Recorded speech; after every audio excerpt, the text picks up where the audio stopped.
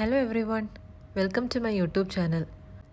ഇത്തവണ ഹസ്ബൻഡ് നാട്ടിൽ വന്നപ്പോൾ കിട്ടിയ സർപ്രൈസാണിത്. അങ്ങനെ ഞാനും പോകുക കേട്ടോ ഹസ്ബൻഡിൻ്റെ കൂടെ. ആദ്യമായിട്ടാണ് എബ്രോഡ് പോകുന്നതും ഫ്ലൈറ്റ് കയറുന്നതും. അപ്പോൾ അതിൻ്റേതായ നല്ല ടെൻഷൻ എനിക്കുണ്ട്. ആകാശയാത്ര എപ്പോഴും എനിക്കൊരു കൗതുകമായിരുന്നു. അപ്പോൾ ഇതൊന്ന് കയറിയിട്ട് അറിയാം എന്താ ആവുക എന്നുള്ളത്.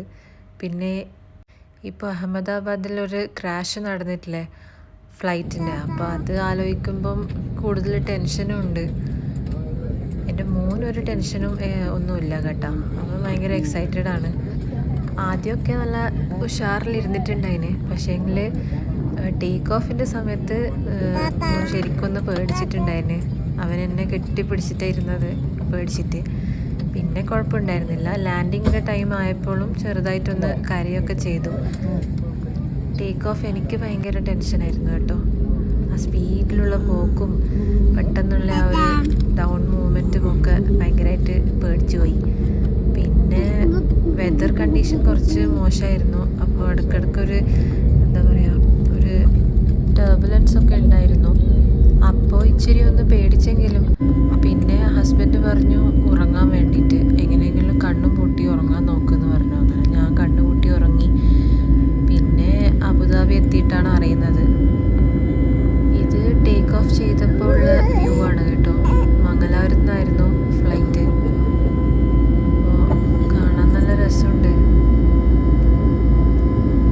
എപ്പോഴും ഞാൻ താഴെ നിന്ന് പ്ലെയിന് പോകുന്ന കണ്ടാൽ നോക്കാറുണ്ടായിരുന്നു.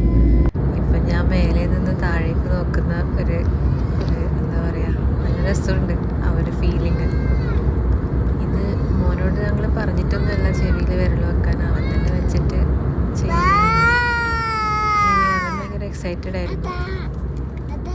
അവൻ കരയോ എന്ന് ആലോചിച്ച് എനിക്കും ഹസ്ബൻഡിനും നല്ല ടെൻഷൻ ഉണ്ടായിരുന്നു. പക്ഷേ വലിയ കുഴപ്പമൊന്നും ഉണ്ടായിരുന്നില്ല. ലാൻഡിങ്ങിൻ്റെ ടൈമിലായിരുന്നു ഭയങ്കര കരച്ചിൽ. അത് ഞങ്ങൾ എങ്ങനെയൊക്കെയോ ഒന്ന് ഹാൻഡിൽ ചെയ്ത് വിട്ടു. പിന്നെ ഈ യാത്രയെ കുറിച്ചിട്ട് ഞാൻ മുന്നേ ഒരു ഷോർട്ടിൽ പറഞ്ഞിട്ടുണ്ടായിരുന്നു, ഗസ് ചെയ്യണമെന്ന് പറഞ്ഞിട്ട്. ആകെ ഒരു കമൻറ്റേ കിട്ടിയിട്ടുണ്ടായിരുന്നുള്ളൂ. അപ്പോൾ നിങ്ങൾക്ക് എൻ്റെ വീഡിയോസൊക്കെ ഇഷ്ടപ്പെടുന്നുണ്ടെങ്കിൽ എന്തായാലും ലൈക്കും ഷെയറും കമൻറ്റും ഒക്കെ ചെയ്യാൻ മറക്കരുത് കേട്ടോ. ഈ ഒരു യാത്ര ശരിക്കും പറഞ്ഞാൽ ഹസ്ബൻഡ് മുന്നേ പ്ലാൻ ചെയ്ത് വെച്ചതായിരുന്നു. എന്നെ ഒന്നും അറിയിച്ചിട്ടുണ്ടായിരുന്നില്ല. എനിക്കിത് എല്ലാം ഒരു എന്താ പറയുക, ഒരു 1 വീക്ക് ടൈം എനിക്ക് കിട്ടിയിട്ടുണ്ടായിരുന്നുള്ളൂ. ആൾ ടിക്കറ്റൊക്കെ ബുക്ക് ചെയ്ത് സെറ്റാക്കിയിട്ടാണ് എന്നെ അറിയിക്കുന്നത്. അപ്പോൾ അതിനും മാത്രം എനിക്ക് കുറച്ച് ബുദ്ധിമുട്ടുകളൊക്കെ ഉണ്ടായിരുന്നു. എനിവേയ്സ് നമ്മൾ അബുദാബി എത്തി കേട്ടോ. എന്ത് ഭംഗിയാണെന്നോ കാണാൻ മേലേന്ന്. അവരുടെ ആ റോഡ്, അതിൻ്റെ ആ ഒരു ലൈറ്റിംഗ് ഒക്കെ ഭയങ്കര സെറ്റപ്പാണ്. ഇതിപ്പം ആകാശ വ്യൂ ആണ്. എനിക്കാണെങ്കിൽ നോക്കിയിട്ട് മതിയാവുന്നുണ്ടായിട്ടില്ല. മോനാണെങ്കിൽ ഇങ്ങനെ കരയാൻ വേണ്ടി റെഡിയായി നിൽക്കുന്നുണ്ടായിന്. ഹസ്ബൻഡാണെങ്കിൽ പിന്നെ നീ മോനെ നോക്കെന്ന് പറയുന്നു. എനിക്കാണെങ്കിൽ പുറത്തേക്ക് നോക്കുകയും വേണം. ഞാൻ എങ്ങനെയല്ലോ ഒരു വീഡിയോ സെറ്റപ്പ് ആക്കിയതാണ്.